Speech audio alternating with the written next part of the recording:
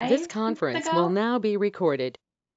I'm sorry. Yeah, we do record. I'm sorry. Oh, that's okay.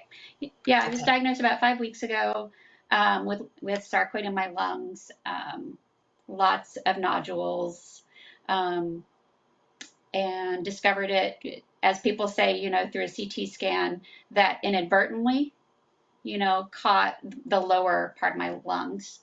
And Hmm. so, and I'd also been just feeling awful. So I was glad to get a diagnosis with a good pulmonologist here. Um, but beyond that, I'm on prednisone and I'm dealing with a new diagnosis and trying to navigate, not knowing what to expect. Um, if every day is different.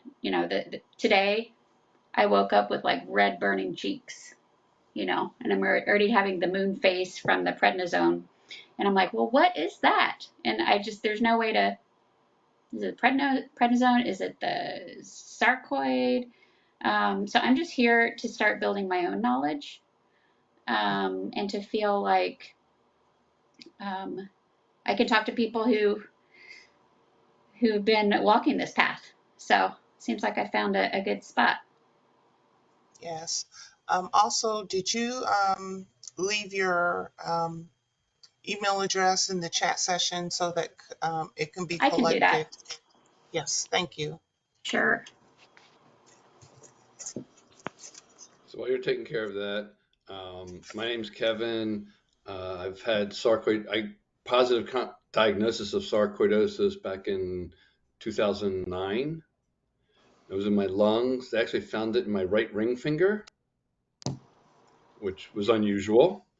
I had a lump there. It was bothering me, and they came back and said, "It looks like sarcoidosis. Go see a pulmonologist." I'm like, "But it was my finger."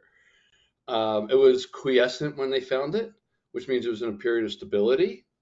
But I have the chronic version, which means it comes and goes based on my stress levels, my diet, my exercise, all of that. Um, so I was in a really good place with it for a long time, like 10 years. I had a honeymoon period where it just had a little bit of lung function issue and the swelling of my finger would come and go. And I noticed by total chance that I went on a keto based diet. So, like, very little carbs, a lot of protein and fat. And I was doing it to try and bring my weight down because I was grossly overweight. But I noticed that the swelling of my ring finger would go down. Huh.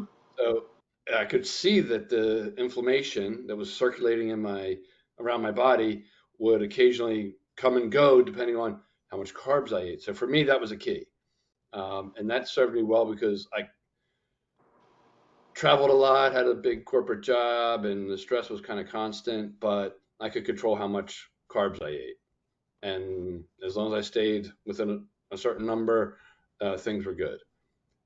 Then in 2020, I was in a motor vehicle accident.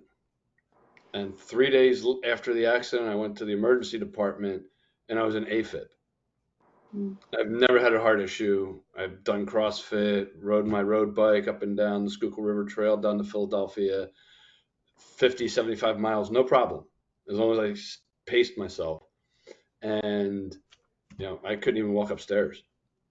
And a series of tests, they ruled everything else out, and then finally did a PET scan, and my heart lit up like a Christmas tree.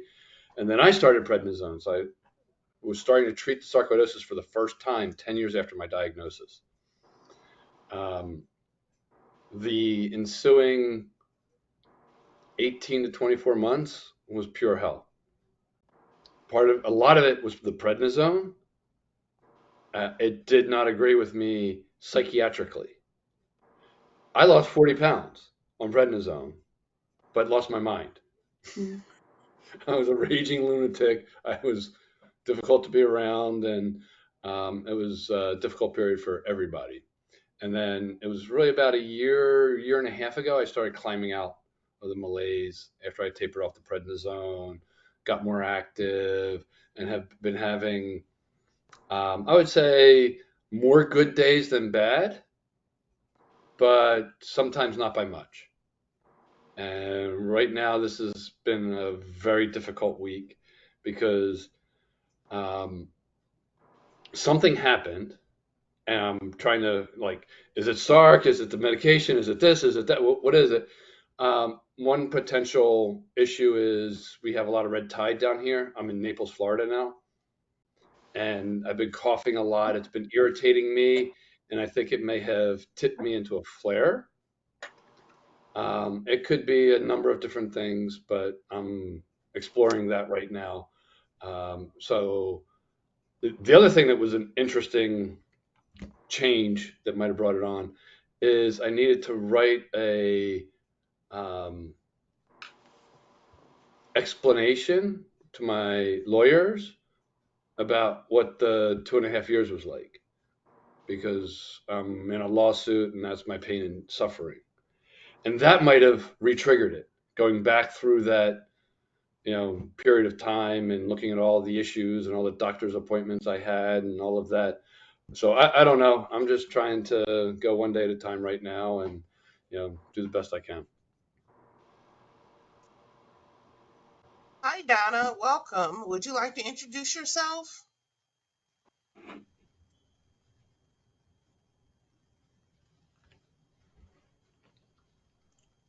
Are you there? Here I am. I had my mic shut off. um, I've been diagnosed. It's very recent, like 3, 4 months. But I'm Mm-hmm. really struggling to understand. I don't understand it. And he put me on prednisone. My doctor did. Um, but unlike you, Kevin, I gained 20 pounds in like 6 weeks. Yep. And I had lost 15 previous to that. So I'm still trying to get into UCSF for a specialist, but that's been like pulling teeth to get in there.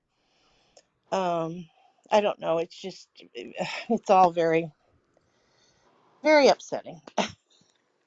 So, Yes. Donna, um, like you, and I'm going to ask Kel the same way. So, where Uh-huh. were you both diagnosed at? Hold on, I need to answer a phone call. I'll take it from here, Regina. Okay, when she said where we were diagnosed at, I'm Yeah. not So sure. where in your body do you have it? Oh, well, I've got it in my lymph nodes, my neck, and in my liver, in my spine, along my spine. Like you, when I went in for a PET scan, I lit up all over like a Christmas tree, they said. The diagnosis from that was, uh, crap, can't think of it. Metastatic, stage 4 metastatic disease is what they diagnosed.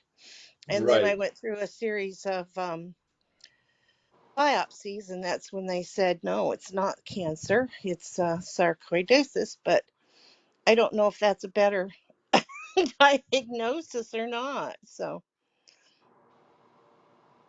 I think the prognosis is generally regarded as much better, okay.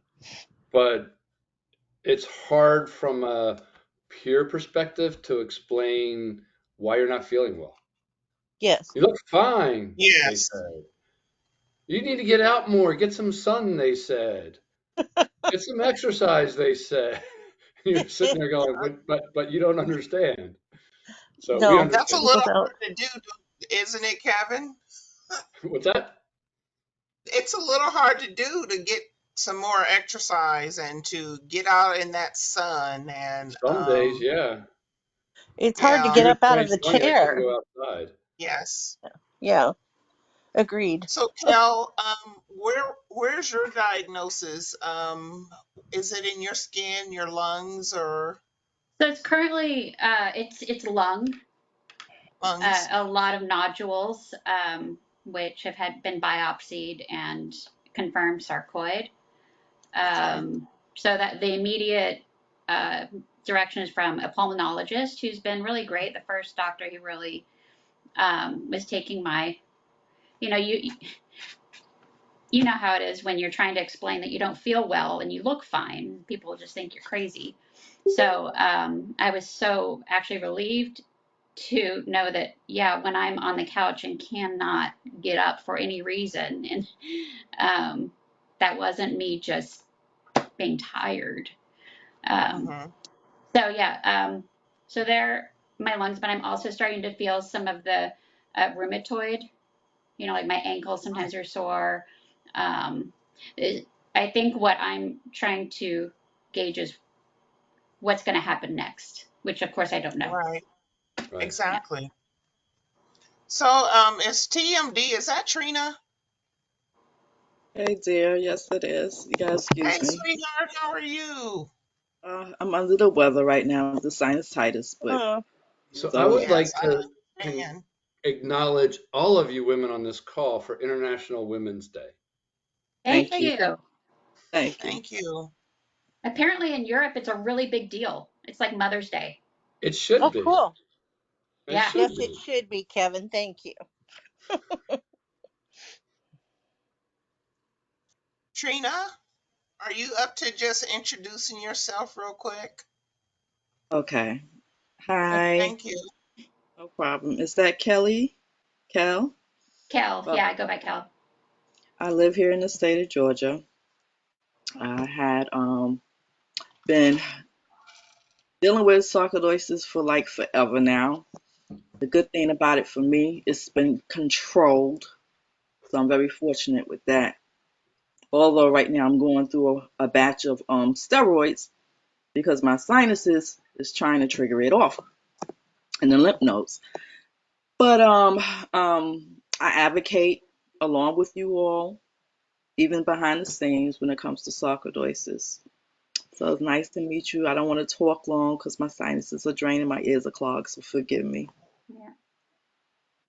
We Yeah. just wanted to make sure you were acknowledged, sweetheart. There's Trina. Thank you, dear. Yes. Yeah. Yes. So I don't know. So I have another rare disease that nobody knows about called AERD, aspirin respiratory exacerbated disease, and it's all in the sinuses. Oh my God. It's inflammatory. It's an inflammatory response that causes polyps.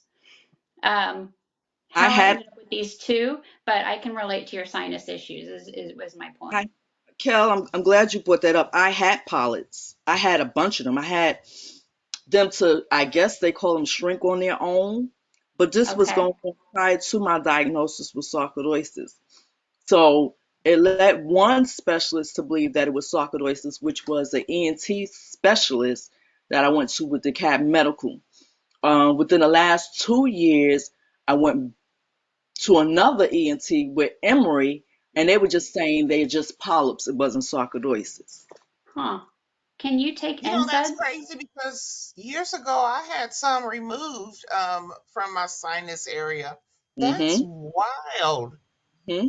Yeah, you can opt to have them removed. I did, and I just wanted to see what was going to happen, and mine began to shrink without them doing it. But like I said, that's been like over 2 years ago. I probably need to go back and see what's really going on. Thank you, Cal. Yeah, there's the three things that doctors look for is the polyps, Hmm. and then if you are sensitive to aspirin, any NSAIDs, aspirin, I don't take Advil, any Yeah. painkillers at all Yeah, those. because it will cause a flare of hives and other things, and some people have to go to the doctor, have to go to the ER. Mm, Then the third one is asthma. okay, I can see Yeah, that. Hmm. but yeah. Thank Noted. I'm noting that too. Mhm. 'Cause Okay, So now it sounds rare. like both of you are able to take aspirin and Advil and stuff like that. Well, I could Yeah. take the aspirin. It doesn't bother me, but this is just continuous, and it's like, okay, time out. I'm tapping out now. So either we're gonna go in and just pull my sinuses out because I don't need them, or you're gonna give me some tools so they can drain properly. I don't know. Yeah, it's miserable. Girl, It's miserable. Mm-hmm. I need somebody to do something about my eyes because they keep giving me the blues. I have a dry eye, and it doesn't matter if I put something in it or not. It still continues to water. Mm, I can put tears in it. I can do whatever. And it's related to, I know it's related to my sarcoid, and I don't even have sarcoid in my eye, but it mm. continues to constantly drip. I'm always like crying, and my eye has a dark circle up under it now. Mm, mm, And there's nothing they can do about it. mm, mm. It's Mm. crazy. So, It's ridiculous. I every time I go to the doctor, which is right now about every 3 weeks, it seems like he tells me there's something else wrong with me. Like I've got fibromyalgia and I've got mm-hmm, bursitis, and I can't even mm-hmm. remember everything he says. It's like what the heck? Oh, Crohn's disease, and it's all Mm. like one big thing, I guess. And it's frustrating because I don't know which way to turn. Well, they say once you have one rare disease, there's multiples, and they just start Yeah. sprouting. Okay, Huh. right. I didn't know that. Yeah, I didn't either. Rare, yeah, it's like a little known disease, sarcoidosis, which I'd never heard of before this. So, okay, well, it's good to know there's other people. Well, not that I'm appreciating you're in the same boat, but I'm not alone. Each No, boat is you're unique. not. We are very unique. That's why I changed one of my pages and to uniquely Sark. Trust me. Well, that's really a good description. I my love my the fact favorite that it's description. My brother's a medical doctor, and within the medical community, they talk about they go to med school and they get taught how to treat horses. And you show up with sarcoidosis and you're a zebra. They have no idea what to do. Yeah. I love being a Actually, zebra. that's the name of my new business that I'm getting ready to start up. It's called Uniquely Sark because I'm ready to retire, go on disability, or do something because it's hard to work and be sick. Yeah. Yes. You know, it But really Jane, is. I Yes, agree. ma'am. I agree. Huh? We have a long battle with federal government when it comes to disability for us. We have Thank a you. fight in our hands. We really do. I guess I'm Mm-hmm. blessed because I was on disability. I've been on disability for a long time now that I'm old age. They switch it automatically to Social Security, but I was on disability for other reasons. So, Some of your other rare diseases? well, no, I don't think they were rare. I have neuropathy and great depression, huge, huge amounts of depression. I mean, I'm on so many different medications for that. So I just wasn't functioning. So Well, The my that's what big doctor aha for me today. I'm sorry. is that when sarcoidosis is active, Uh-huh. it can change your brain chemistry and bring on depression. Hmm. See, I Just like often it can, wonder if I yeah, haven't had this for a long time. I do too. I look Okay. back on my medical history all the way back to my childhood, and I had ear, nose, throat issues, tubes in my ears, tonsils Hmm. out, like all consistent with a sarcoidosis exposure. And then I've had Well, lung function issues my entire life. There you go. well, So you know I got what? it when I was a kid. I'm going to go back to my babyhood because I'll tell you what. I was born with pneumonia. Mm. Oh, Mm. And yes, and when my immunologist told me some years ago and said, "Hey, we can't do anything else for you," um, they referred me to somebody else, and I went to that other person, and that lady said, "Well, we're going to start back with your history, Yep. starting back from when you was a baby," and she did, and so I had to go back and talk to my mother. And she said, "I'm going to tell you what, you were born with pneumonia and you've been a sickly person all your life. I'll be darned. I'm almost bet you any amount of money I probably had sarcoid when I was born. Wow. Because when they diagnosed me, I thought I was dying.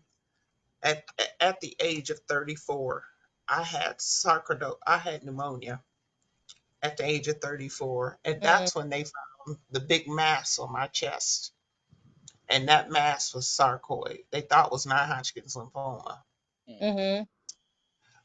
But they kept digging and digging. I was in the hospital for almost 2 weeks, and they finally found and said, first they said not Hodgkin's lymphoma. Then they said, we're not quite sure. Later on, they said it was sarcoidosis. I'm guessing I was exposed when I was born When you prior say to. exposed, so you're talking Yeah. as if it's viral? That's not something I've heard. Because of what we're finding out now is that we were already, we probably already had it in our makeup, and then the environment that we're in or whatever attacks that DNA or whatever, something we breathe in. Yes, Um, I've heard what we breathe in. Yep. yes. Because it usually And starts in the lungs and the lymph nodes yes, in the chest. yes. So as I was coming out of my birth canal, out of the birth canal, I probably breathed in something when I was born. I probably was a carrier already when I was born. But when I came out of that birth canal, I probably breathed in something during that time and was born with pneumonia, period. And then it lay dormant all those years until I was somewhere on God's green earth and breathed in something else that oop, hit whatever was inside my system and activated it. So, and here I am today. So I something for the new people to know is there's really two major branches of sarcoidosis. One is what they call acute. You get it, you get exposed to something, you get pain in your chest, the hives, the sweats, and mm, it's fast onset, and then mm, it may or may not treat it and it goes away. And then there's a whole nother branch on the other side where it doesn't go away. It just continues to smolder and persist in your body. And then any future exposures or even stress can tip your immune systems go into overdrive. And that's what causes the granulomas, which is the end stage of sarcoidosis. Uh, you just have so many immune systems cells, and they just start to collect and condense down into these non-caseating granulomas. So the That's granulomas the stage I'm in. are not part of the acute branch. They no. are, Mm.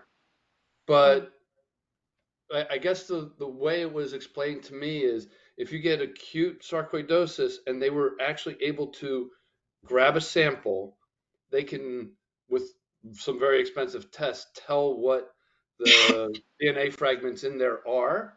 So Oh, they actually found P. acnes, which is a skin bacterium, inside of granulomas, broken up in by the immune system. And they think that's, for some people, the trigger, which is unfortunate because it's on your skin all the time. There's other things like human herpes virus 8, which is a very rare version of it, but if you get that, it can trigger sarcoidosis in some people. So it's almost like a card game. You have a genetic profile of certain things that you're exposed to can create this condition where your immune system goes wild. And then you have your exposure history over your lifetime. Did you do a lot of camping? Are you living in an industrial area with a lot of pollution? Do you work around metals? Because there's certain materials in metal, like beryllium, that can Like cause. fiberglass. And yeah. then the highest incidence of sarcoidosis is apparently in the firefighters and the first responders that were working the pile after 9/11.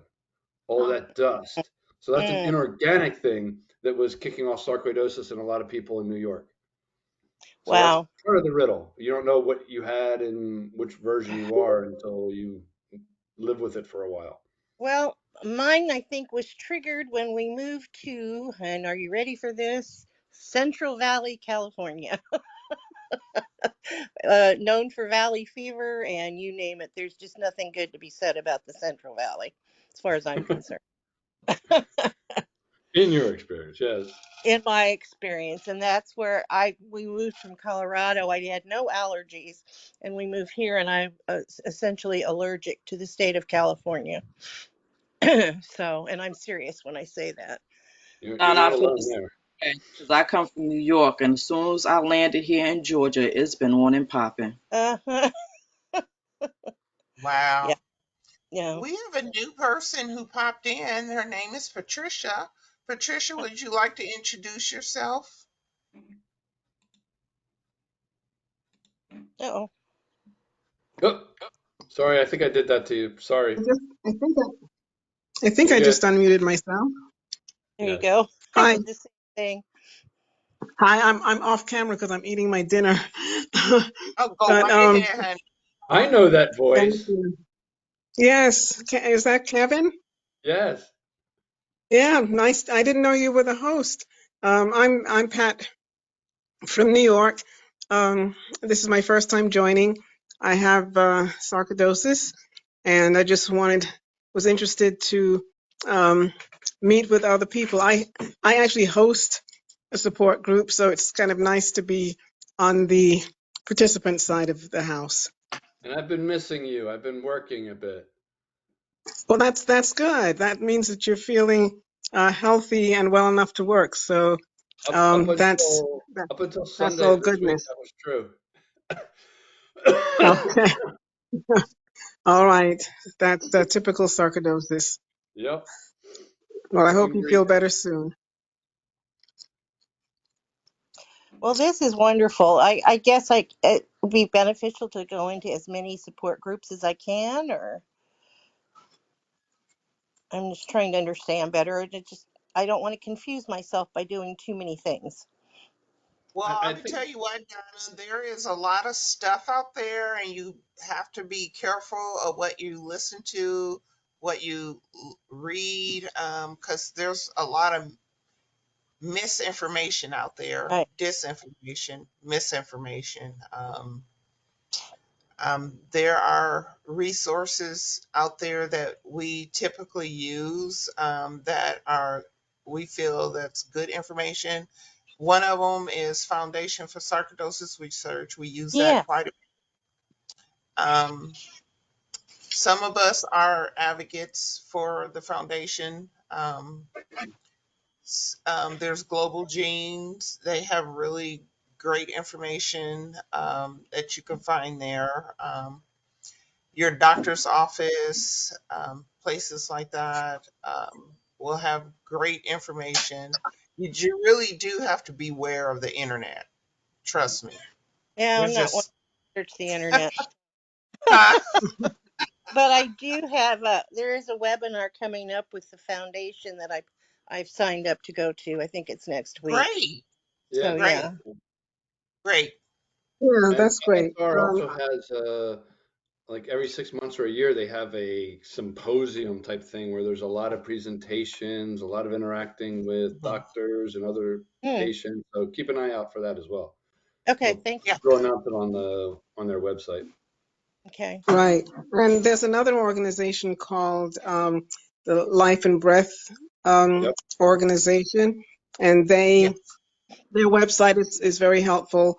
They also do, I think, monthly webinars, and the webinars are once they're live, they're also recorded, so they're on the website, and you can go back and take a look at them. But I second, is it Regina's yes, comment that just be careful, try to look for credible sources that has verifiable information and credentials, because there is a lot of, um, as you said, misinformation, disinformation, inaccuracy out there. And as Mhm. to your question about, how many support groups, I think that's probably a personal decision. What I found is that certain support groups have different focus, perhaps, and part of it is because of the personality of the people that are hosting. Some are more formal, some are informal, some are more education based. Um, so sometimes you can just pop in and see, if you gel with one. And also I think most support, I know with my support group, I don't have a requirement that you come every week. So if you feel like popping in and then you don't come back for 3 weeks, 6 months, that's okay. You just come back when you can. Okay. So is this a weekly support group that I'm in now then? No, this is monthly. Okay. So then Second you'll Wednesday of pop. every month. I'm sorry? Second Wednesday of every month. Of every month. Okay. Okay. I'll write that.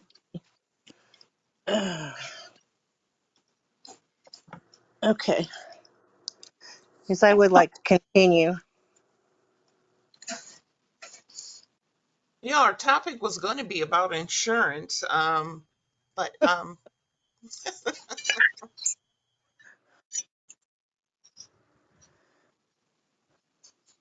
but we actually this has been some really good topics we were just speaking about. Anybody else have anything they would like to discuss Me, about Regina. insurance? Huh? I've been, this is Kel. I've been wanting to talk about how to tell people at work. What do you tell? Any advice about that would be helpful. I don't Oh, that's suggest. a hard. I don't Huh? suggest. I don't suggest it because of HIPAA violation. It might. You understand what I'm saying? You don't want to put yourself in a situation where you're walked out of the door. So Oh, I don't suggest. Yeah, some of these supervisors are a hot mess. I don't suggest that you feed them no more information than HR is giving them. Now, if you have a close buddy and you're not feeling well and you really trust this person, just Mhm. let them know, if you seem a little sluggish, just come check on you. Other than that, don't say anything, That's honestly. helpful. Yeah. Yeah, I used to work in human resources, and we were very strict about the kind of information that we released to management. So typically, what would happen if you needed an accommodation? Um, you could go to HR. We had our own medical department within HR, and they would work with directly with your doctor. Even I, as an HR person, was not privy to the medical information. So the medical information would come in from the medical department to the medical department, rather from the doctor. The doctor would typically um, they were not required, and in fact, I think it's prohibited to give the diagnosis, but they mm-hmm. would give the prognosis.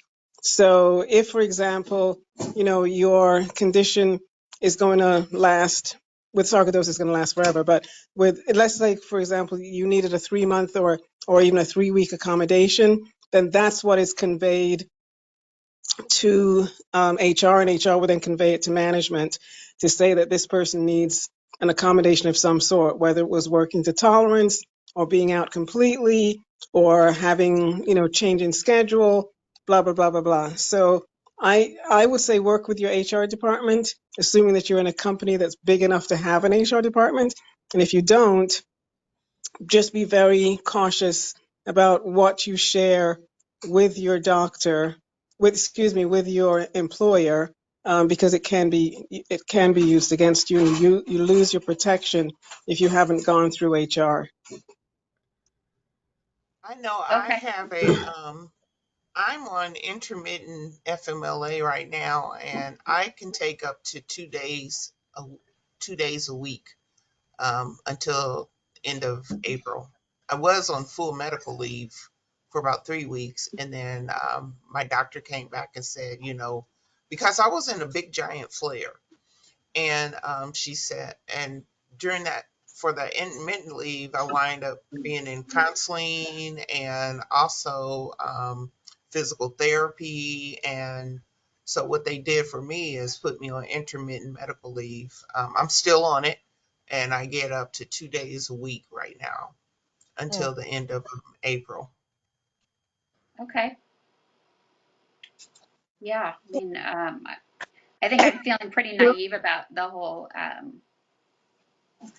Believe me, I've had my own run-ins with HR and managing confident, knowing who they actually work for versus um, wanting to divulge everything. I just am new to having to disclose chronic issues or feeling like I'm going to let people down, you know, just because I don't know how I feel day to day, and feeling like I owe, not owe, but I want to give people an explanation. So,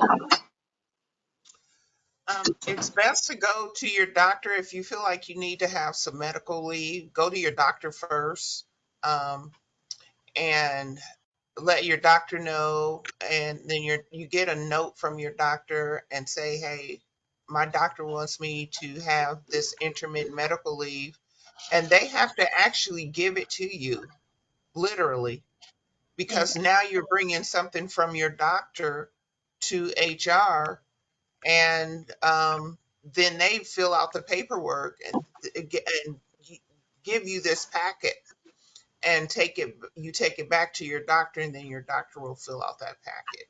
um,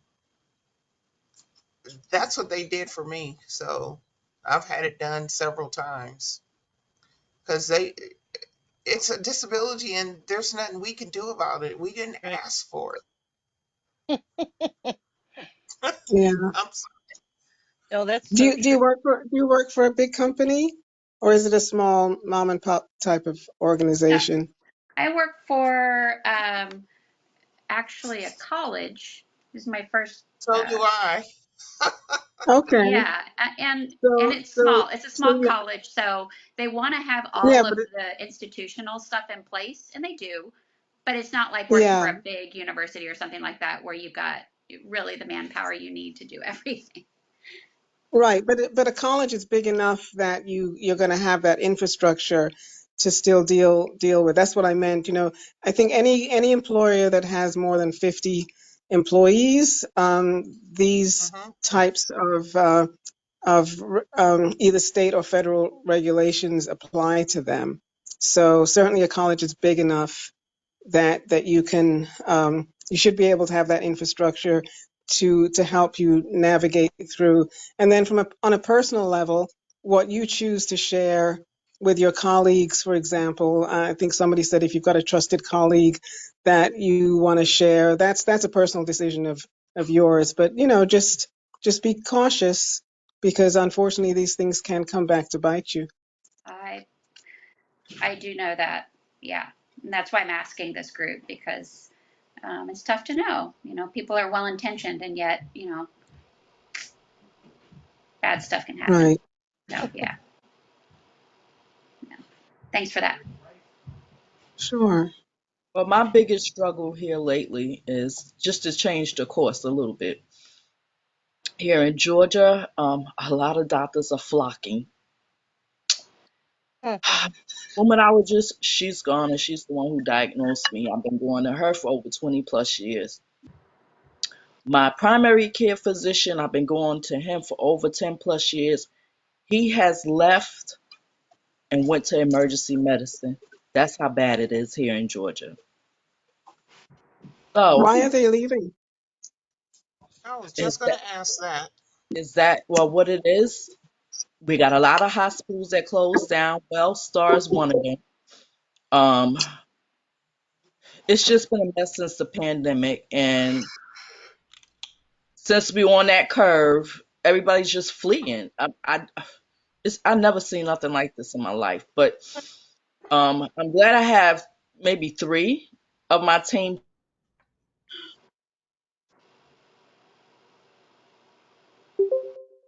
Uh-oh. Oh, Did we lose somebody? I don't Someone know. tried to I'm hop on and hop off, but I don't hear Trini anymore. I'm here. Okay. So So really, just like doing my homework all over again and going in and interviewing basically these new physicians. I'm not here for it. I don't have the energy or the tolerance anymore. I don't blame you. Is that my friend Trina? TMD? I believe so. Oh, this is Pat. Remember we went to DC together um, with Carl Deline.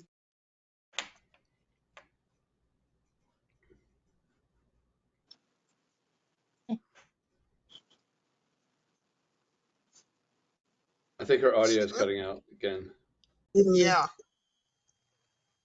It's nice to make another connection. Even though sounds like we've lost her audio. Yeah.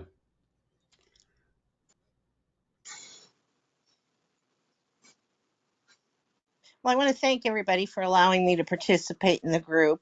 Um, Oh, you're more than welcome. You come back. I think I will. I do have an off the wall question though. Nothing's Um, off the wall here. can this Sark stuff affect bladder control? I had it. Did Yep. you? Me too. Kevin, we talked about that in January. Oh my gosh, I asked my rheumatologist and he said, oh no, but I'm going to my GP tomorrow because I have absolutely no bladder control at this point. When I had my bad flare up, that was one of the symptoms that hit my symptom log. Oh, okay. So I need to And I Mm. need to keep track of fortunately, it this was stuff. intermittent. Oh Mm. yeah. I Are you hope there? so. Are you there, Trina? Yes. Okay. Poor Trina. All right. Well, thank you for confirming that for me. Yeah. I just thought it was kind of funny you said that, but me and Kevin talked about that back in January, and Oh, it wasn't just the bladder control. So Nope, uh, nope.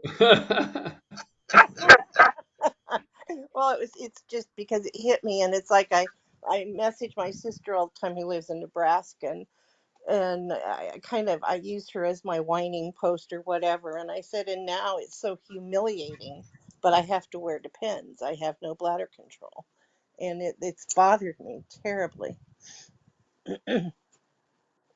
There's nothing wrong no, with you. no, it's Thank not.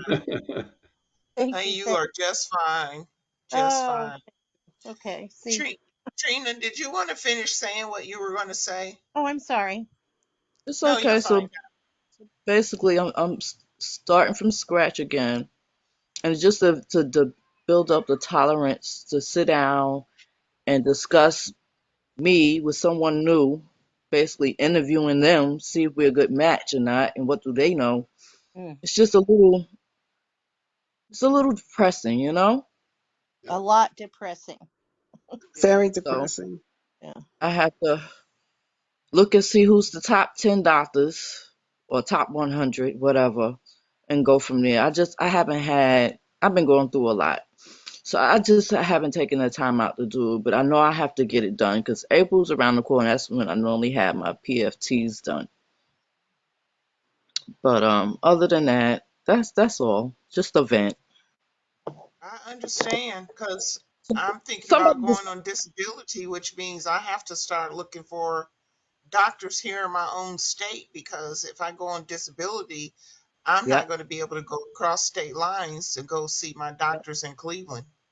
And yep. that for me is scary because I have It really is. good doctors in Cleveland. I've heard there's good ones in Cleveland. I'm just not close. So that worries me, when I get ready to go on disability. So If you go, I got to make big decisions, and I'm not so sure if I want to not be working right now. I don't know. Mm. I can tell Mm. you, I've been on Medicare with a disability, and it's the same as retirement, and I've been very pleased with the coverage. So I don't.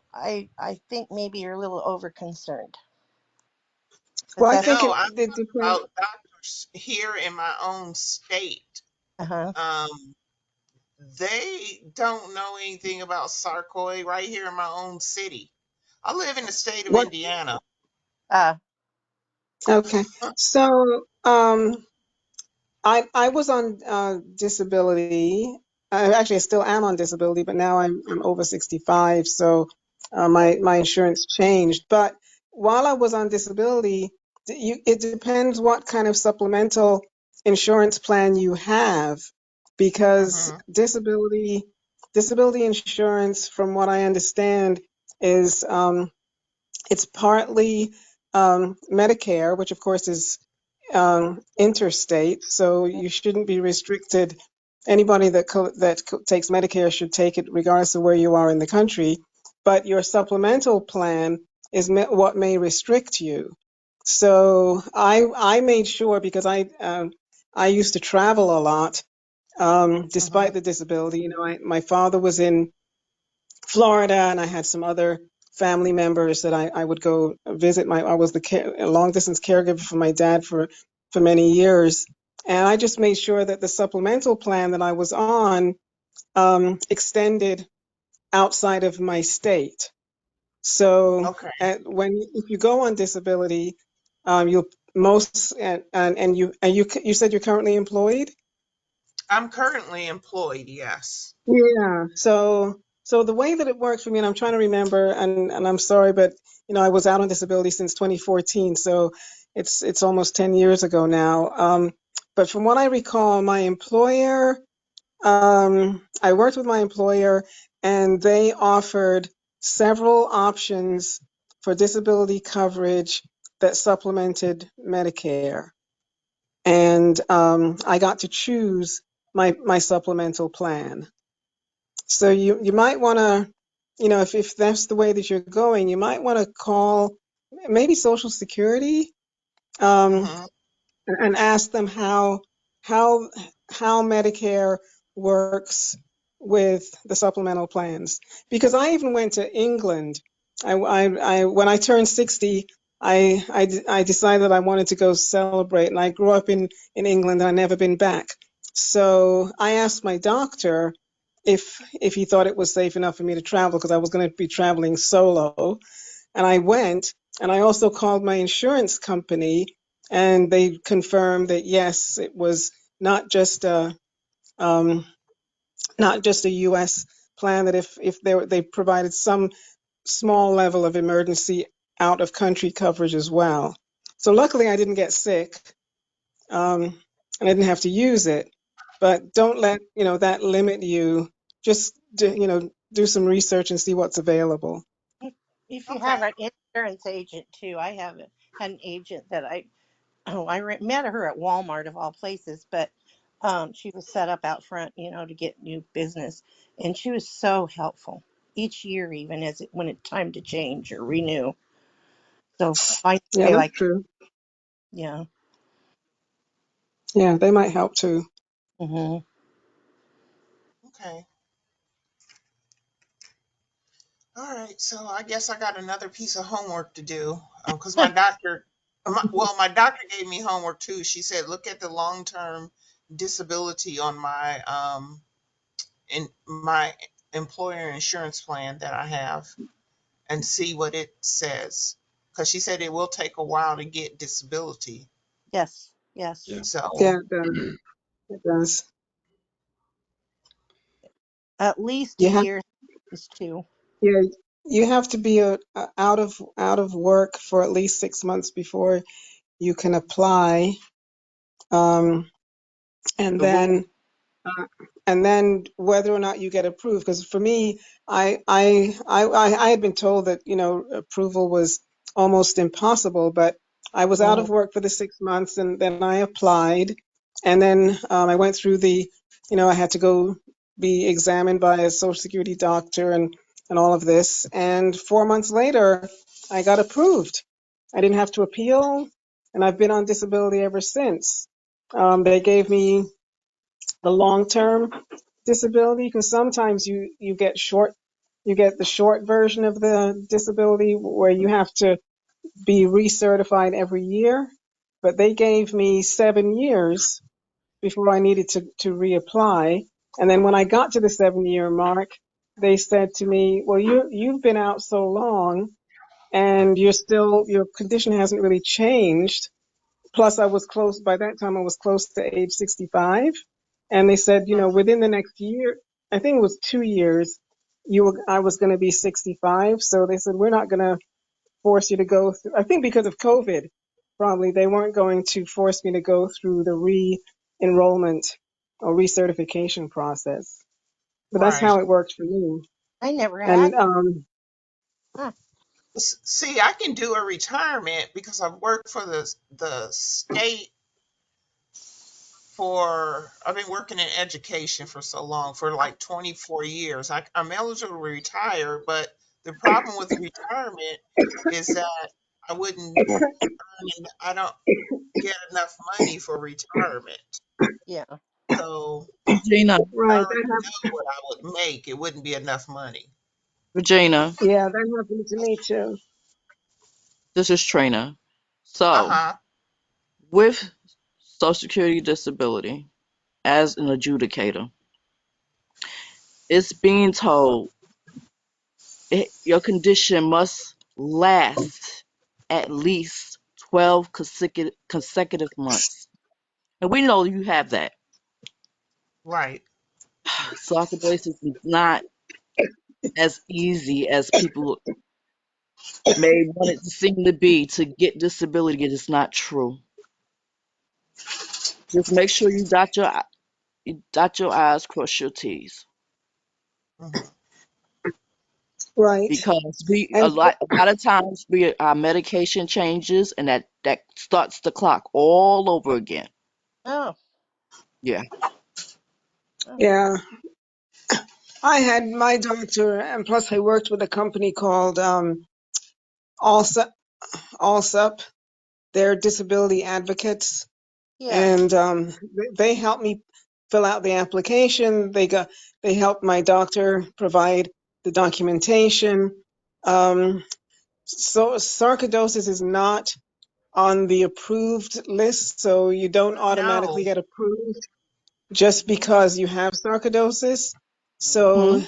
your doctor really has to document every every symptom that you have and the Hmm. severity of the symptoms.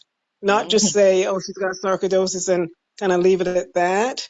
Right. But and if you have any comorbidities, um, that are also long-term illnesses, that include those as well, because sometimes you might get approved for condition B, which may not even be as serious as your sarcoidosis, but because of the way that our system works, they'll consider that condition as eligible and approve you on that.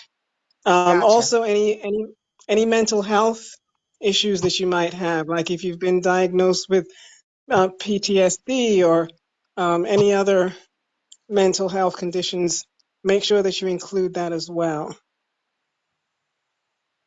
Gotcha. All right. Well, it is now 8 o'clock.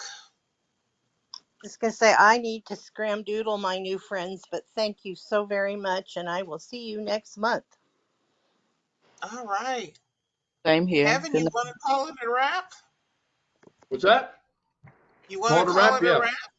I think so. All Bye. righty. Bye. This was See you, helpful. everyone. Thank you Really for, appreciate it. for hosting this.